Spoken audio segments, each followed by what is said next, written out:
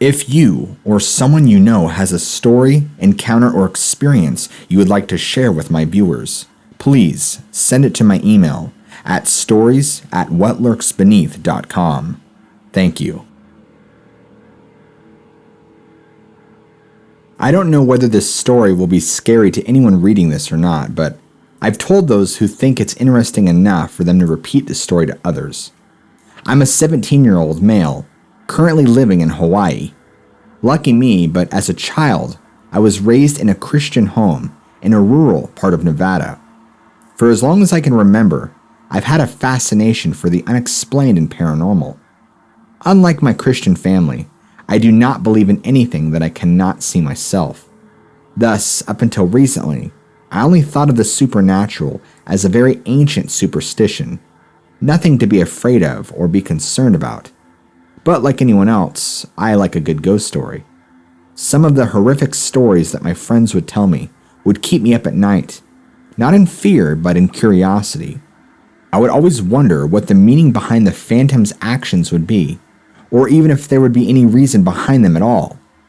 If a shadowy figure stood across from you down the hall, what would he be trying to accomplish? Scare you and feed off your fear? Call out to you to help it pass over? Or is it doing that for no reason at all?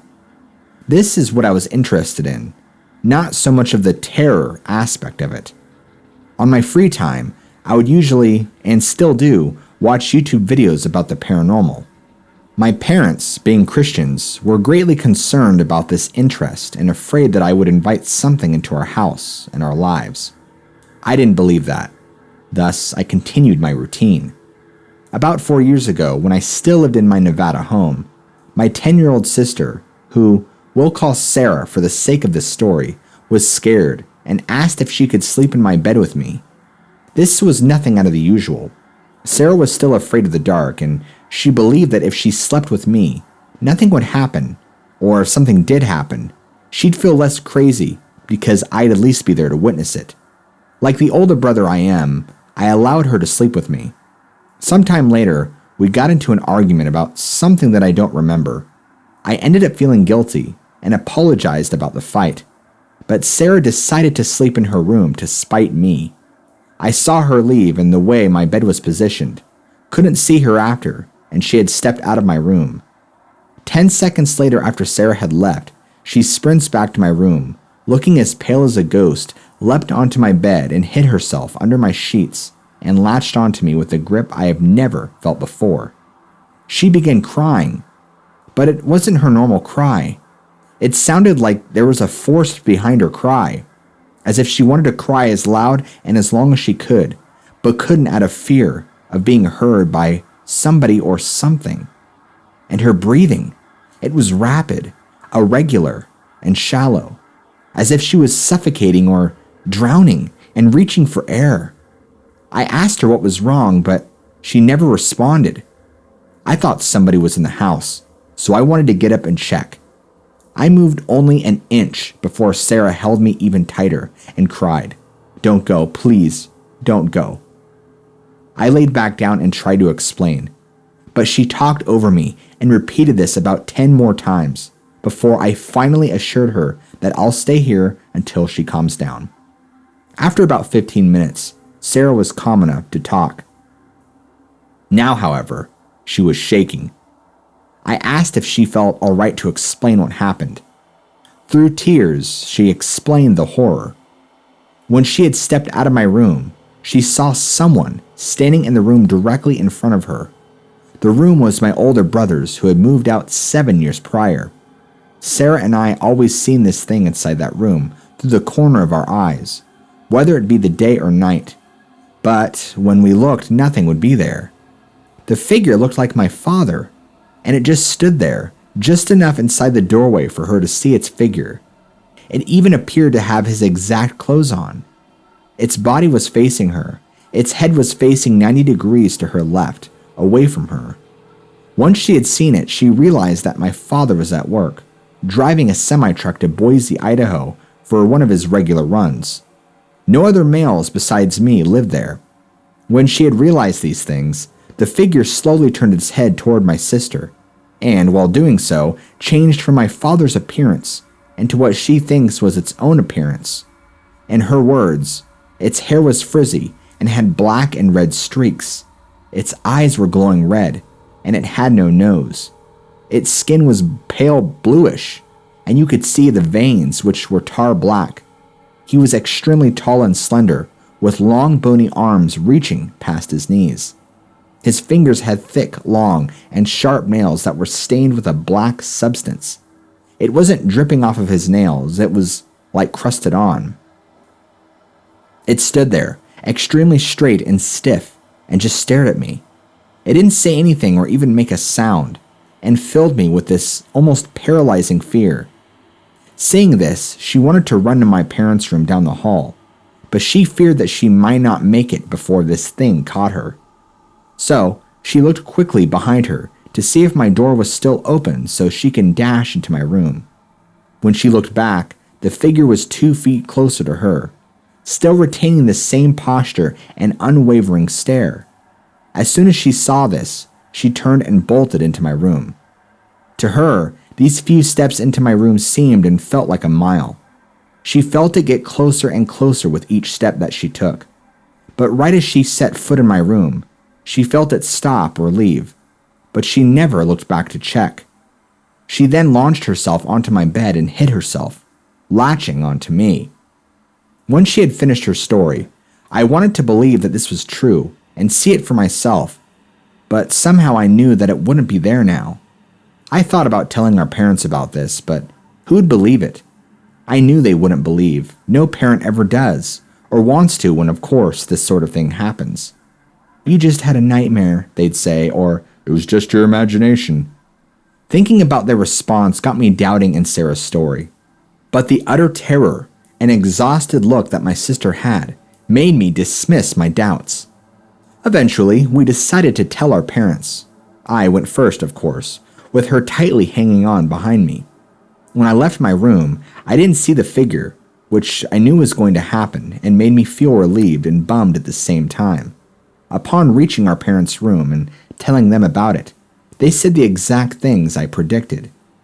My sister, once hearing their response, snapped and began yelling through sobs to them. What was I thinking? I should have never told you. You never would have believed unless you saw what I saw. I thought by telling you would comfort me.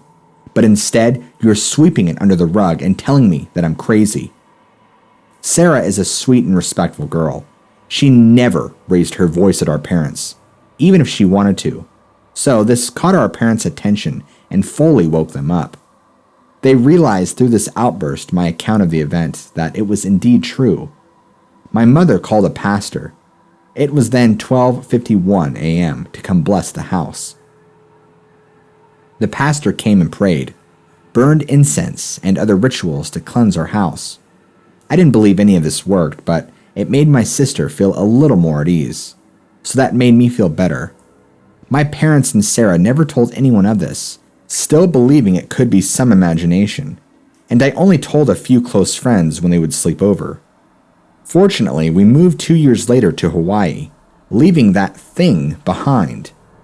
Although other things, such as bowls falling out of the cabinets by themselves or random but ghastly screams, have happened, nothing has ever occurred before or after, and that was as serious as this. After this event, I wanted to know what my sister saw, so I searched online for what it could be. I thought that it could be a Wendigo, Rake, or Skinwalker, but all of those things would have killed my sister and probably all of us if it were any of these things. If you think you know what this could be, please let me know.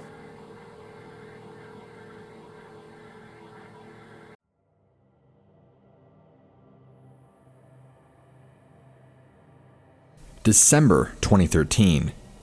I used to work about 30 miles away from where I live. One night, I had been stuck in heavy traffic coming home. I take Lasix, so after a while, I really had to go to the bathroom. I kept telling myself that I was almost home and tried to hold it until I got there.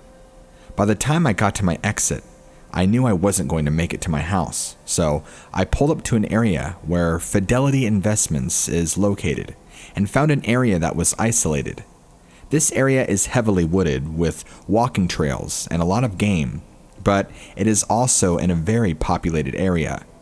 I pulled up a little side drive off one of the main roads. That little drive is about 100 feet long with only room for one car. It went up in elevation and had bushes on the right side facing the main road. On the left side, there was a guardrail and a view of the valley below. The area up there is huge and isolated, with several buildings that are all spaced out. The place is dark at night because there are intermittent streetlights up there. At night, it's pretty deserted too. A few cars go through that area, though, because it's a shortcut people use to go from Taylor Mill over to 3L Highway, where there are stores, restaurants, etc. When you're up there, you're above everything around this area. When I stopped, I got out of my car, waited a moment, and looked around to make sure there were no other cars. It was winter, so the bushes between where I was and the road below me didn't have many leaves on them. Because of that, you could see right through them. I was up on this little rise, about 20 or 30 feet above the drive, which was 4 lanes wide. To the left of me was a streetlight and more woods that went down another hill to the main road. I went to the back of my car and did what I had to do.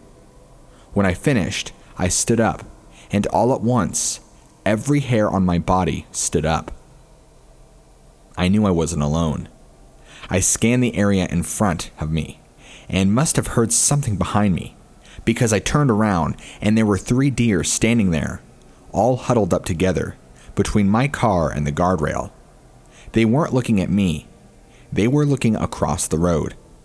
I looked back over there, and that was when I saw a figure standing between the bushes in front of it and the tree line behind it.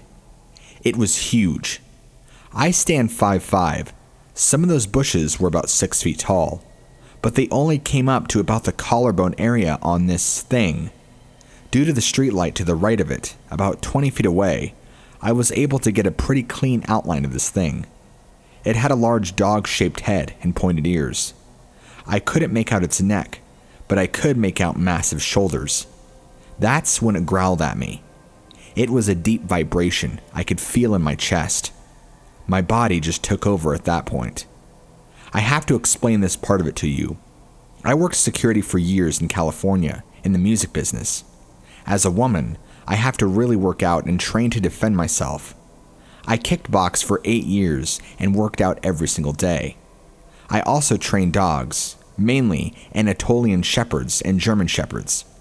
Sometimes I have to establish who is the alpha, and to do that, I get them down, hold them in place, grab them by their ear, and growl until they submit. Then the training can start. So, when this thing growled at me, it was just pure instinct. I dropped down to a crouching position and growled right back at it. When I did that, it stopped growling and started sniffing the air. Its snout went up and turned its head slightly as it was sniffing. It then took a few steps forward. I was still crouched down on all fours, moved forward, still growling at the thing. When I did that, it stopped. I stood up, kept staring right at it. I never broke eye contact with it. Then, it slowly stepped back into the tree line until I couldn't make it out as clearly as before and started to move to the right of me. The deer were still behind me. They were so close I could have reached out and touched them. I waved my arms and told them to get out of there. When I did that, they went back over the guardrail and took off down the hill. That's when I jumped in my car and got out of there as fast as I could. I felt this thing was trying to circle behind me, and I wasn't going to wait around for that. Do I think I scared it? No. But I do think I confused it for a couple of minutes, and that gave me some time to move. I had told my husband about what happened up there, but I didn't tell him exactly what I saw. He would think I was nuts, and to be honest, I thought I was a little crazy myself until I saw a picture of a DOGMAN. I know there are other things in this world that can't be explained. I've seen them, but this was beyond any of those things. Since this happened, I can't take that shortcut through that area anymore. My husband took me back over that way once to see the area, and I was begging him to get me out of there the whole time. I thought I was going to throw up. The wildlife up there has almost totally disappeared. I never see anything up on the hills anymore. The street I live on is only about 1 mile or so down the hill from this place, and lately, we have seen coyotes on the streets, like they have been chased out, and pets here have started to go missing. We've also seen a large black figure moving through our backyards down here. The dogs throughout the neighborhood go crazy regularly now too. People were calling the cops when we saw that large black figure jumping fences. I'm concerned that it has come down the hill after eating everything up there.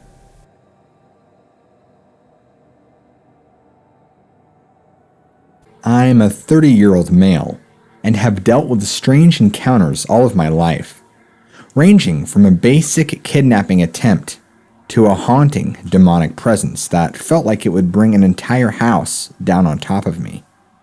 My wife and friends have always called me things like a magnet for trouble or a lightning rod for the weird, which is fair seeing as these kinds of people and situations do seem to be drawn to me and those who are close to me. I usually just listen to stories on YouTube, but I was goaded by my best friend into contributing some of my own experiences.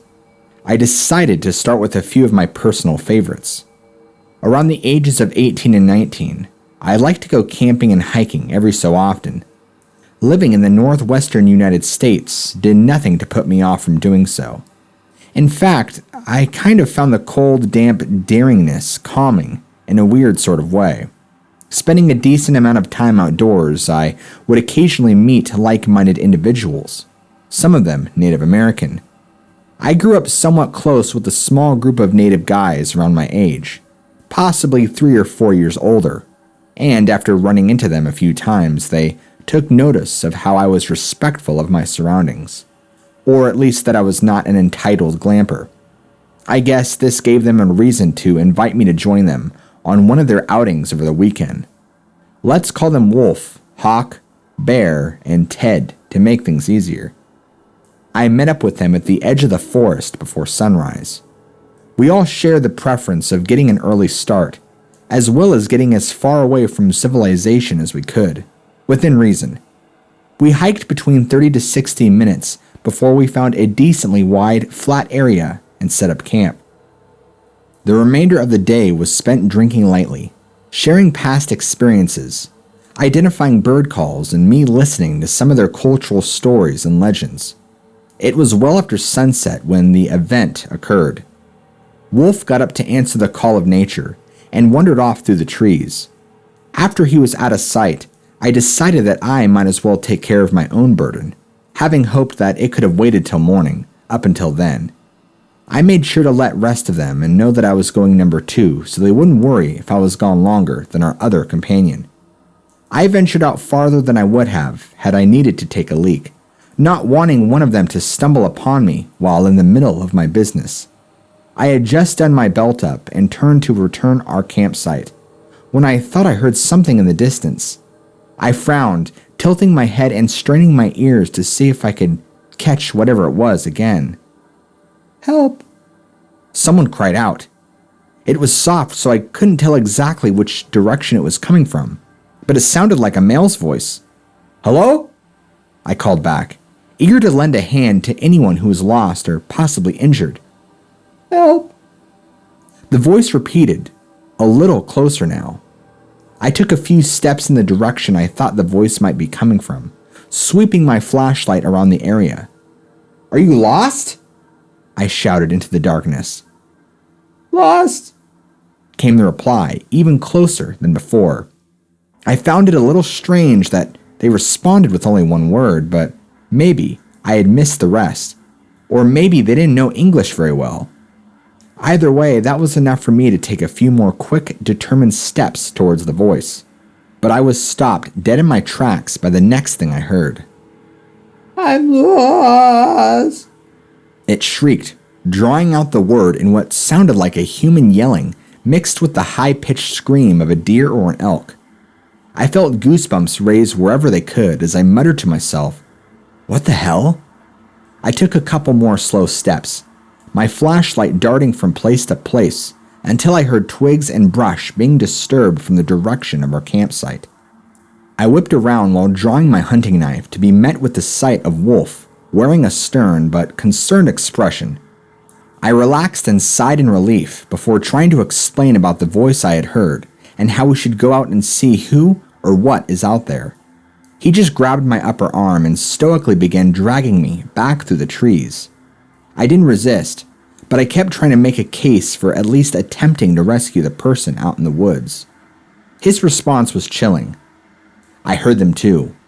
Ain't no person out there, man, he mumbled. I was too dumbstruck to say anything else until we got back to the rest of our group. Once within sight, they began clapping and hooting a little, raising their cans of beer as they shared a laugh. "Wendigo almost got the white boy, did he?" Bear asked. Wolf responded by shaking his head, his eyes widening as he exhaled with his cheeks slightly puffed up in that was too close kind of way. At this point, I'm sure it was one of their friends helping them play a prank on me, so I called them out on it. They laughed a little more and Hawk said, "Look around, we're all here." It was true that the four of them weren't really social with many others, but I was convinced that wasn't proof enough.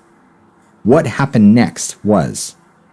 We had been talking about this for nearly half an hour before they all froze and then sprung into action, dismantling and packing up camp faster than I had ever seen, almost as if it were a sport and they were its star athletes. I tried asking what the hell was going on, but all I got was Hawk hissing, "Listen!" Not even slowing down in what he was doing. I stood still and tried to tune out all the rustling, thumping, and clanking as best as I could. Eventually, my ears picked up on something. It was a kind of deep chittering or clicking, similar to the sound a predator makes, coming from the same direction I had gone to use the facilities. I was only standing there for a few seconds before I was snapped out of it by Bear handing me a length of rope with the D-link on the end. "Hook it on your belt. Can't afford to get separated," he said. His eyes focused on the brush past me. I took it and did as he said, following them to the side of the camp closest to the way back to our cars before they threw a couple of buckets of dirt over the fire. As soon as it was smothered, Wolf said we needed to get out of the forest as fast as possible. We didn't run, being hooked all together, but we walked quickly and half-jogged the whole way, turning what had been around a 45-minute journey before into a 20-minute one. The mood seemed to lighten up immediately after we emerged from the forest, the rest of them laughing and catching their breath as if we had just come out the other end of a perilous ordeal, me still feeling a little lost on what had just happened. We set up camp again on the grass near our cars. No fire this time, just lanterns. Once we were all settled, I asked Wolf if they really thought Wendigos were real, and if there had actually been one out there hunting me. They all went quiet as he explained. "The truth is, we don't exactly know what it is," he said with a shrug. "All we know is that they use the voices of peoples or animals to lure their prey. Then," clapped his hands, "they ambush it." I felt a bit queasy, wondering how close I had been to being attacked. A new thought came to my mind. I get that it calls for help if it knows people are around, but what was that noise before we packed up? He looked back at me grimly. That's how they communicate with each other. I shuddered, further disturbed by the thought of more than one of those things stalking me. We spent the rest of the evening trying to recover what little good vibes were still to be had that weekend, talking about how we could circle around to a far part of the woods to ensure a good distance between us and those things. Unfortunately, our spirits were severely dampened by yet another cry from the woods. "Why won't you help me?" It screamed, jarring us all out of our mirth and forcing us all to lock our eyes on the tree line. "Huh, they followed you all the way here," Bear quipping before turning to look at me. "I guess they have a taste for white meat," he said with a grin. "Don't worry," Wolf said quietly, gesturing to our surroundings. "There's no cover here. They won't leave the forest." My eyes didn't leave the trees. "You sure?" I asked. Out of the corner of my eye, I saw Wolf nod his head to the side slightly. "Pretty sure," he replied, a hint of doubt in his voice. Needless to say, I slept in my car that night.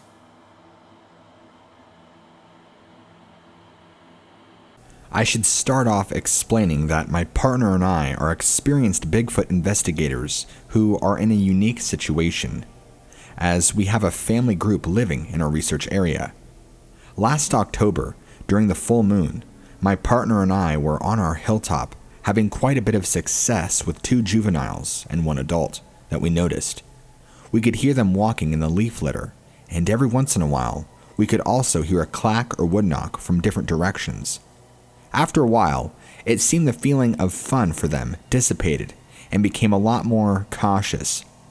Mike heard something to our north and went a ways down to investigate, while I stayed by the camp, just to make sure it wasn't a diversion. He came back in a rush and said he had seen one of the young ones come out of the woodline, running for the other side of the fire break, and what was following, he said, he couldn't comprehend. It was about 6 feet tall, with pointy ears and a long snout. At this point, I have to say that neither of us have really given any creed to the whole dogman, wolfman, grassman theory. We just thought it was a mistaken identification of a Bigfoot or a bear. I had purchased a .40 caliber handgun and some hydroshock ammunition for it earlier that day, so it was in my vehicle. After Mike had explained what he had seen, I retrieved my weapon and loaded it. All the while, we could hear the 2 young ones chattering and the big one stomping all to our backside.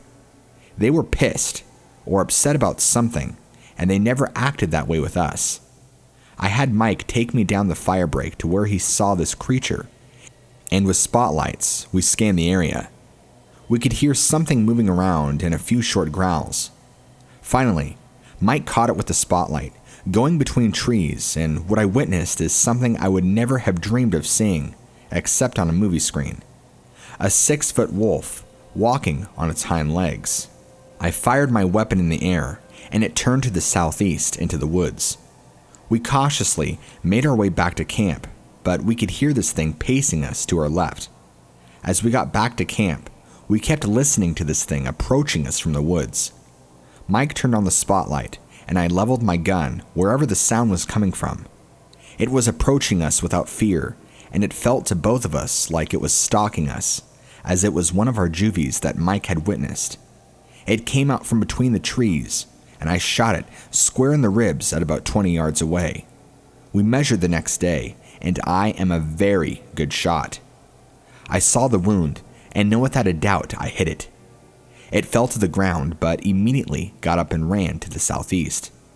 We could hear it crash through the brush, and we even heard it fall down or trip over something. But it continued to head in pretty much a southerly direction, down the hill, paralleling the fire break. We were both freaked out by this time, and broke camp and left. The next morning, I loaded up a few extra clips, and we went back up to see if it died somewhere close, or was just wounded, so we felt we had to track it down. We did track it from the point where I shot it, all the way down the canyon, and even found where it made such a ruckus when it fell. The leaf litter was up all-ended, and was fairly easy to track. At one point, we did find a perfect canine track in the mud ridge, but it was over 8 inches across. The thing that absolutely baffled both of us was that there was no blood trail. None. We both saw the bullet hit, yet no blood? We tracked it all the way down the canyon until we lost the trail. We talked to a Native American couple we know, and they immediately said Skinwalker. We contacted a few other investigators to try and figure out what in the hell happened. I mentioned before that neither of us took any creed from any DOGMAN reportings, but I do know that neither of us wants to experience it again, and I have never gone out in the woods unarmed since that day.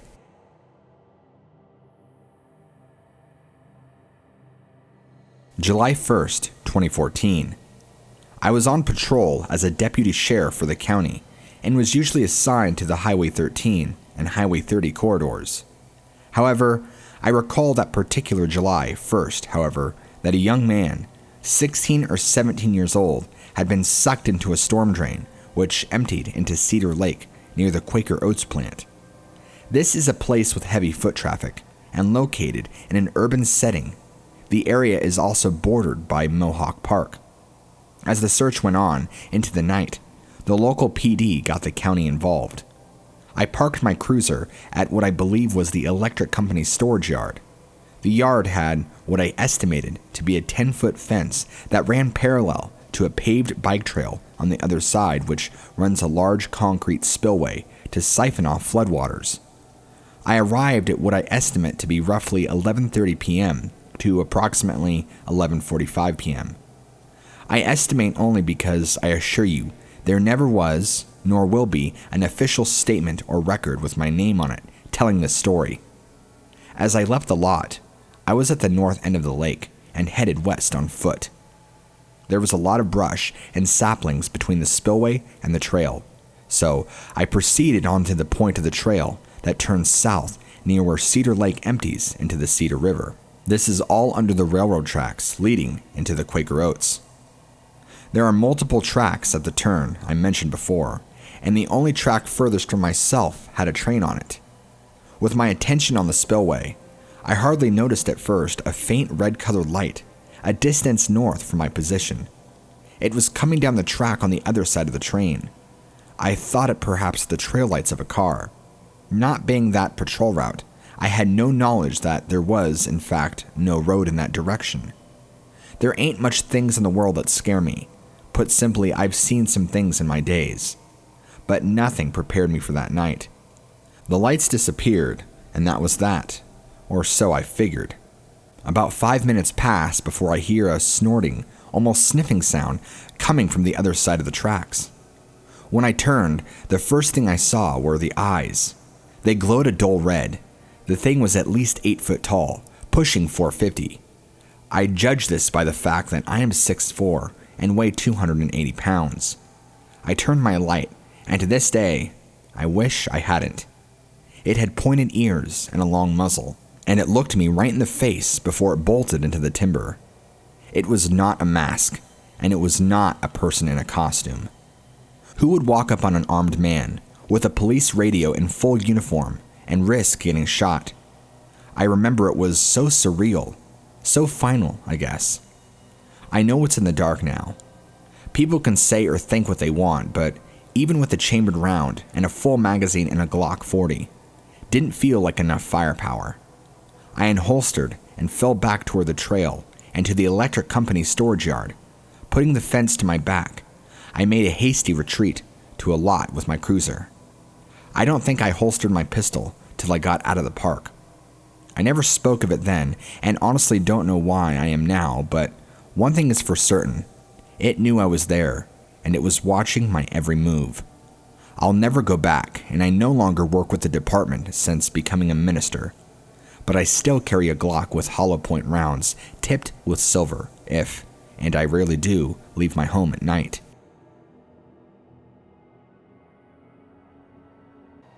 I'll start off by saying that I have never believed in any of these sort of creatures, but I saw something in early 2009 that really disturbed me and is making me change my mind. I was not under the influence of any drugs, and I have better than average eyesight, and the lighting was nearing sunset, but I was still able to see clearly. So I'll get this underway and explain my story, and maybe someone can shed some light on this for me. I live in Fergus Falls, Minnesota, which is in west central Minnesota, about an hour drive from Fargo, North Dakota. My mother-in-law lives out in the country, about 3 or 4 miles out of Fergus Falls, and I was staying there a while with my wife and her mother while they went shopping in town. They called me and asked if I wanted to go to a 7 p.m. movie. So I left the house at about 6:30, 6:45 to meet them at the theater. About 2 miles away from their house, on a country road known as Wendell Road, along the Mustinka River, I saw 3 white-tailed deer. 2 of the deer were rather small, probably just yearlings, and a larger doe, who I assumed was their mother. Me, being an avid hunter, lover of wildlife, and future wildlife biologist, stopped to look at the deer. I should also mention that I hunt in the area and have spent my whole life in the Fergus Falls area. The deer were following a small creek bed, which is in fact the Mustinka River, so there were hardly any trees, except for one. Maybe because I didn't see it there, but because of the tree, but I just noticed something crouching behind the tree on my side of the road, looking at the deer and, to my belief, hunting them. It just sat there, looking at the deer, taking no notice of me, even though I was in my truck, no more than 40 yards away, with a clear view, with nothing obstructing my view of it. It had one hand on the tree that it was bracing itself with. What struck me as shocking was the fact that it seemed to be a two-legged creature and not a four-legged one. Its hands appeared to have opposable thumbs and were rather slender and long, very unlike a wolf. The creature looked as though it had stood upright. It would be over 7 feet tall, with a protruding muzzle, broad shoulders, a slender waist, thick, muscular thighs, and being as there was snow on the ground, I couldn't see the feet. He was deep, dark brown in color throughout the body. After several seconds of looking at the creature in shock, the deer ran off. Then, something amazing happened. It looked right at me, as though blaming me for losing his meal. He just sat there, looking at me, and blinking, but not moving. This scared the crap out of me, so I hit the gas pedal and drove off.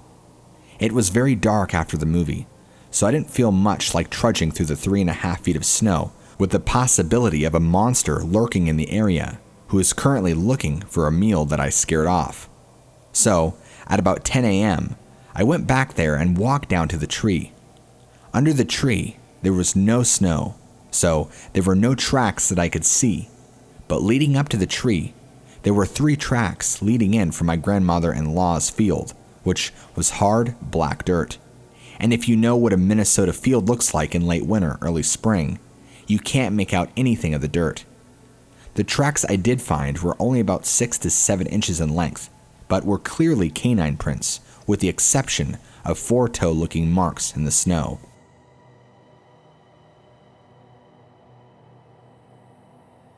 This occurred in early December of 2011.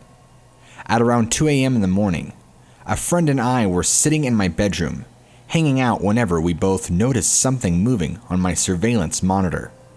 I had a camera pointed down my driveway so I could see whenever I had company drive up. When we both looked up, I saw what appeared to be a large canine running on all fours, and in mid-run, this thing came up on its hind legs and continued running across my field and across my driveway and into my brother's field on 2 legs. I was in shock, and my friend immediately turned to me with her mouth wide open. I asked her, "What did you just see?" And she replied with, "Well, what did you see?" I saw where this was going, so I then asked her, "How many legs was it running on?" She replied, "It was running on 4, but went to 2. I then had a cold chill run through my body as I knew she saw what I had seen.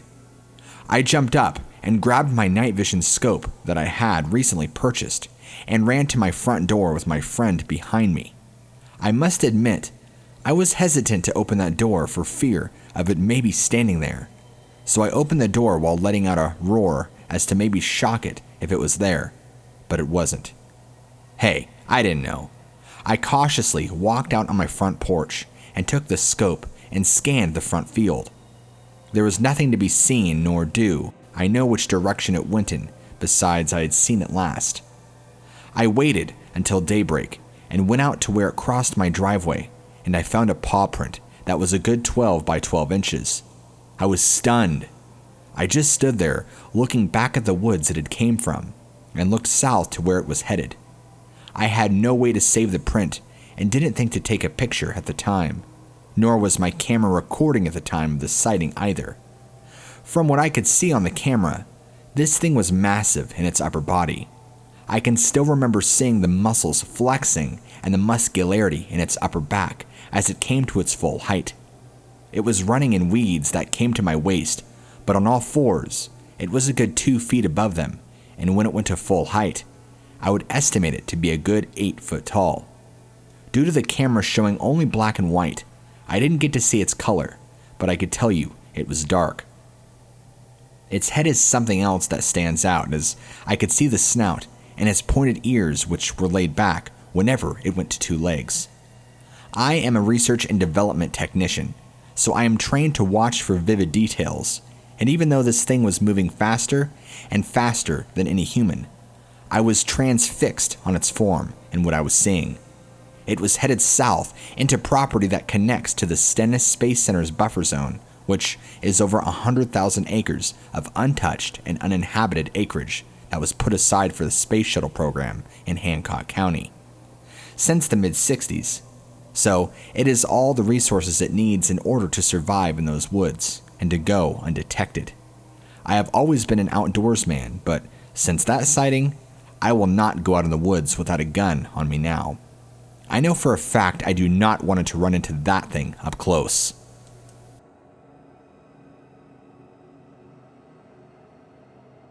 August was 17 years old at the time. My dad and mom had taken my little brother and sister to Tucson to do something for the day. We lived in a trailer in a rural area outside of Sierra Vista. We had 2 horses, 2 dogs, a cow, and some chickens on the small amount of land we had. As the eldest son, it was my job to feed and take care of them. On the night in question, it was a stormy monsoon rain with thunder and lightning going on. But like monsoons can be, they rage and then settle into the lull and rage again. I was getting ready to settle down and watch a good movie when all of a sudden, my 2 dogs start barking and wouldn't shut up. When I told them to calm down, in fact. In the previous week or so before, my dogs had been acting up and barking a lot at night. I just attributed this to coyotes that I'd heard howling in the night. So I got my dad's rifle and just 1 bullet, in case I had to shoot to scare off the coyote or kill it if rabid. I rested the loaded rifle near the wall by the back door and turned on the floodlights outside the trailer. The rain had just stopped, so I looked out by the window near the front door and saw our 2 horses and cow staring as if through the front door to the back door of the trailer where the dogs were barking. I thought, maybe they're scared of the coyotes. So I grabbed the rifle and opened up the back door. As I was getting near the back door, I heard my dogs whimpering and crying. Now I was thinking, could it be a pack of coyotes? So I put a few bullets in my pocket, figuring I could load them if I didn't like what I saw. I opened the door and the darndest thing happened. My 2 dogs beeline rushed past me to the center of the trailer and hunkered down, right in the kitchen. Mud is everywhere on the floor, from their paws, and I'm pissed because I have to clean it up now. So I closed the door and go to try to get my dogs to get out, but they wouldn't budge and squirmed out of my arms when I tried to grab them. They were terrified. Now I was mad at the coyotes and grabbed the rifle to go run them off or kill them. The trailer sits on a foundation of blocks. The front and back doors are accessible by a small set of small stairs. I'm 5'6", by the way. I opened the back door and was looking out in the darkness. At that point, I was about to step out when I saw a set of eyes looking back at me out of the darkness. From the top of my head in the trailer to the ground is around 7+ feet or so, and here is a set of eyes looking at me, level and square on. I'm like, darn, coyote must be on a small gravel hill. We used to pave the road, or it's a bird on a mesquite bush. But I was thinking to myself, what monsoon was awfully bad and rained hard? What kind of bird would hunker down on a mesquite bush?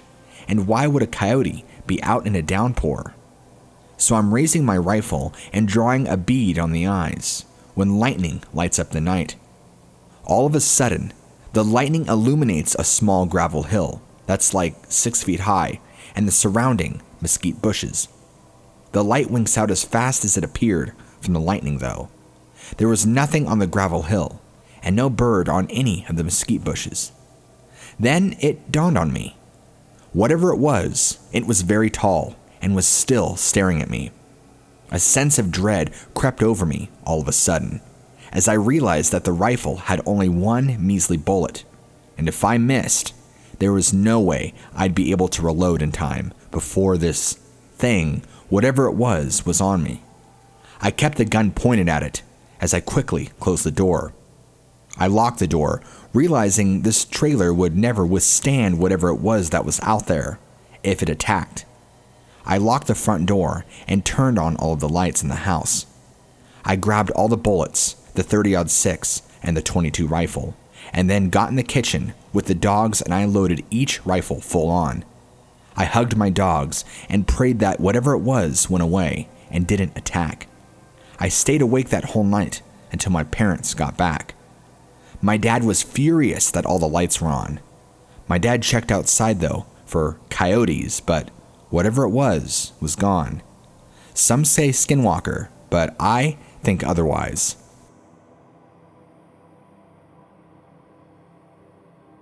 July 2nd, 2015. While scanning the valley floor for sheep a mile from my house, I noticed two loping figures.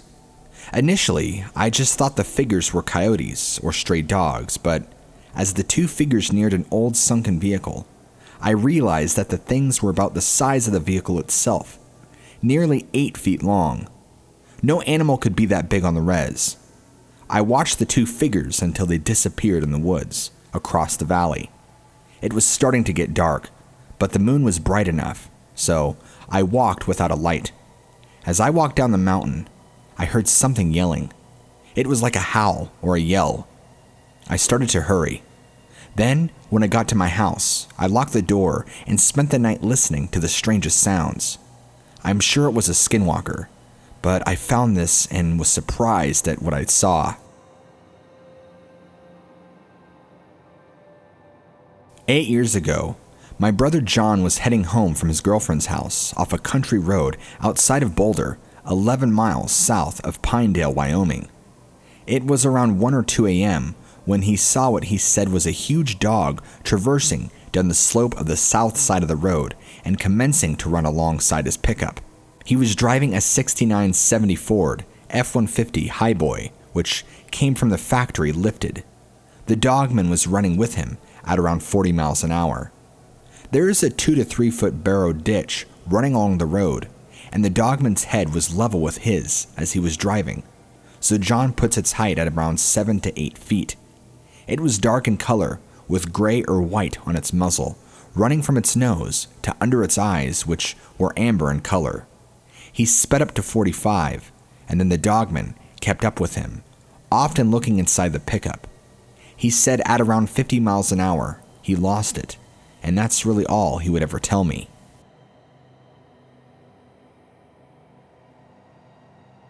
This happened during my first semester of my sophomore year of college. It was winter at this time, so snow was everywhere, and the moon was usually blacked out by clouds. I lived and went to college in the Black Hills. For those of you who don't know, it's a giant national forest made up of dense pine trees. It also overlaps with a Native American reservation land and was the site of many confrontations during Indian relocation, which is important to remember. Finally, like many college students, I like to let loose and have a little bit of fun every now and then. On this particular night, my friends and I had thought it would be chill to drive through a nearby scenic canyon just right outside of town, smoke a bit of weed, and look at the stars. We accomplished the first 2 tasks, the second which was done with great enthusiasm, but it was hard to look at the stars because clouds were drifting across the sky and blocking most of it. This is where the story actually takes off. There were 5 of us in total that night. I and one other friend just wanted to head back to campus and maybe play some video games, chill for the rest of the night. The other 3 thought it would be a great idea to find a random trail and take a night hike through the forest. Since majority rules, we went with that option and found a pretty secluded area with several trails rounding through dense parts of forest. We all got out, grabbed some blankets from the truck to wrap around ourselves because it was just so dang cold, picked a trail at random, and started. Now, to tell you the truth, I am a pretty jumpy individual, that get spooked easily. Compound that with my heavy anxiety, darkness, and weed, and you have one scared girl that just wants to go home. I did not say anything to my friends, however, because they were having a good time and I didn't want to ruin their fun. We had been on the trail for about 20 minutes and had been using the lights on our phones because, again, the night sky was obstructed by clouds. The trail wasn't even halfway done at this point. My friend at the front of the group stopped suddenly and flashed her phone up to the trees on the side of the trail in front of us, just a few yards. She said, "Do you guys see that?" We all copied her and flashed our phones up there. At first, I thought she was just hallucinating, but then a shape started to take form. My initial reaction was that it was a bobcat, since it was lower to the ground than a mountain lion and seemed to be crouching. One friend shouted, "Oh crap, it's a deer! I was scared for a second."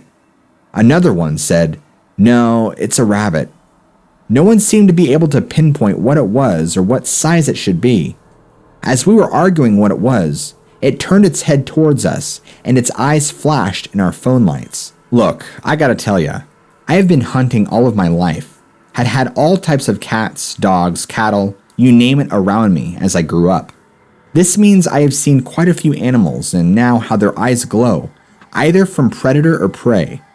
This thing, its eyes were both of that an animal and completely different, that I did not know what on God's green earth this was. It was not human, animal, or anything I had come across before. It chilled me more than the cold of winter ever could. After it turned towards us, my friends had died off in their arguing and had begun what I can only describe as a sick, terrifying sort of stare-off between all 5 of us and this creature. Then it did something that I will never forget for as long as I live. It stood up. I had thoughts about it being a bobcat. My friend thought it was an animal that varied in size, but nothing extraordinarily large.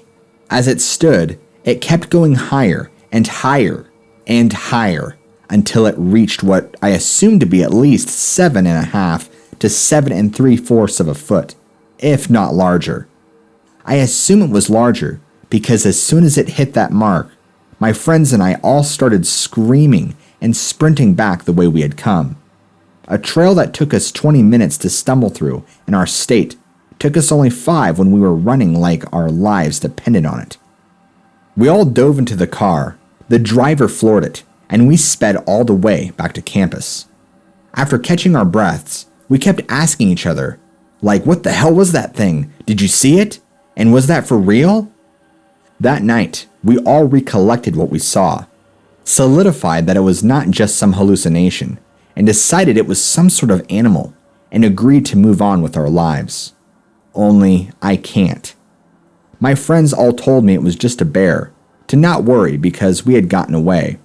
I can't believe it.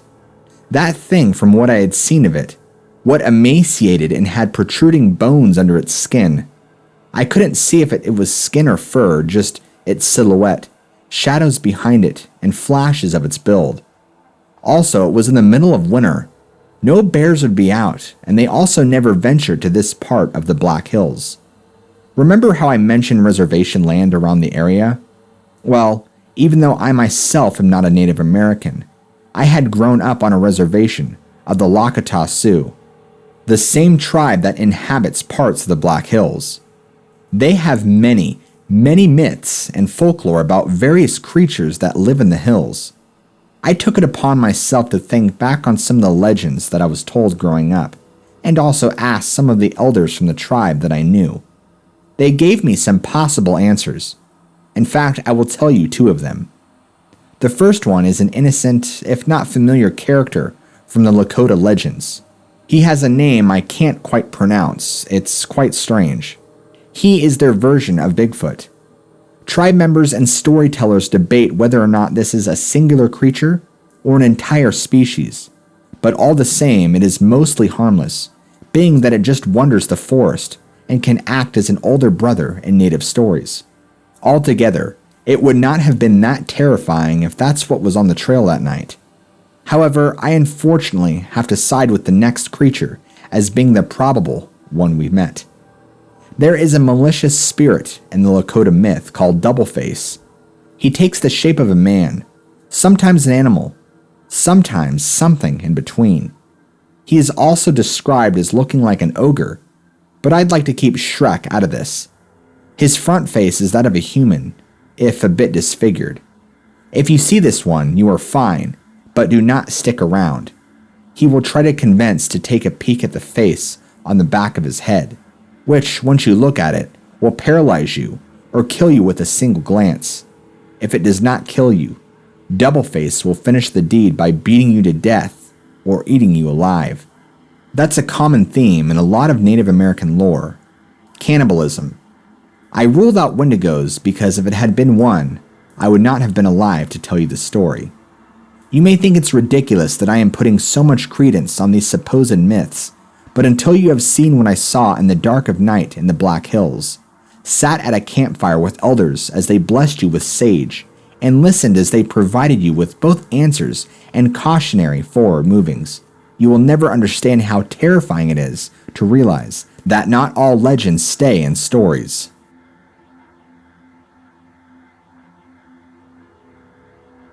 I used to live out in the country in Manitoba, Canada, like the real boonies. You had to bike or drive to go anywhere, aside from a railroad side ice cream parlor. At night, it would get pretty dark too. With my mother and stepdad, we had 3 small dogs and a cat. I was often left in charge of all of them, was kind of resentful for all the work on top of schooling and homework, but I loved the animals, so I couldn't blame them too much. Unless they made a huge mess, then I'd be pretty ticked. But that's not entirely relevant. What is that I would routinely take them all out before going to bed. And I would go to bed very, very late at night, like any 14-year-old with such lax parenting would. Emma, Lady, and my dog Carmelita would usually stay in the front yard, which was a vast acreage of flat land with a tiny ditch. It was easy to see the small dogs and call them back in. Sometimes Emma would wander. My mother's Cairn Terrier had a bit of a rebellious side to her, but it wasn't her who took off this night. It was Lady, the Cocker Spaniel. She was protective and the watchful eye, while the others were mostly divas. Frustrated, I ran after her around to the back of the house, which is a steep slope toward a waterbed that is an offshoot of the Red River. What I saw slowly sprawling across the slope still gives me chills. These things were about chest height to me and 20 feet away. Pale tan or gray mostly, no tails, no muzzles, but on all fours with long legs that were longer in the front. They turned their almost featureless faces up to us at the top of the slope. Their eyes were large and glowed in the faint back porch lights like big marbles. Luckily, Lady had frozen at the top with me, her hackles raised like a hyena. The creatures were still walking but were bobbing their heads about looking at us. I grabbed the dog by crouching quickly, frightened we'd be attacked, and bolted around the side to the front again, calling for the others to come inside. Emma and Carm were already sitting at the door waiting. I guess they figured it was too chilly for them to stay out for so long, but truthfully, my out-of-shape self was boiling from the adrenaline. I refused to take them out after dark after that, which unfortunately resulted in plenty of messes I had to clean up. I would occasionally see those strange things crossing our backyard after that. They'd only look up at my house if I had the lights on and was obviously moving in clear view. Another night I woke up, radio flashing 1 a.m. or something close to that. I wasn't sure why I woke up at the time until I realized I wasn't alone. I sleep in the basement at the time. My window overlooked the backyard, but only slightly. It was located under the back porch, which was able to be walked under if you simply stooped a bit.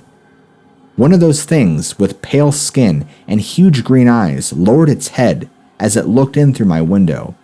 I froze. I'm not even sure if I moved at all after waking up.